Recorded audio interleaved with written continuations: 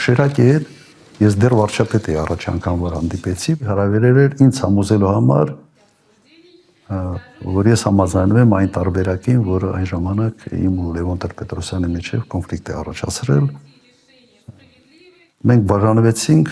ինքը արդեն համոզված լինելով, որ իմ առաջարկը ավելի ճիշտ է, այսպես է։ Հիմա դա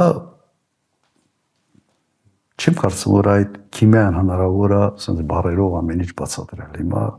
կամ ստացվում է, կամ չի ստացվում, բայց կրկնում եմ, դա չի կարող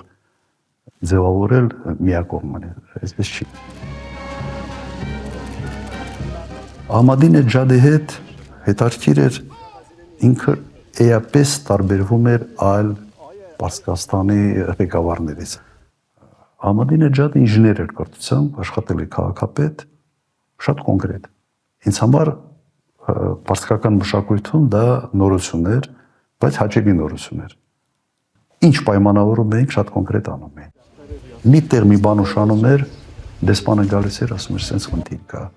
խնդիր կա, ես շատ գոհ եմ այդ հարաբերություններից։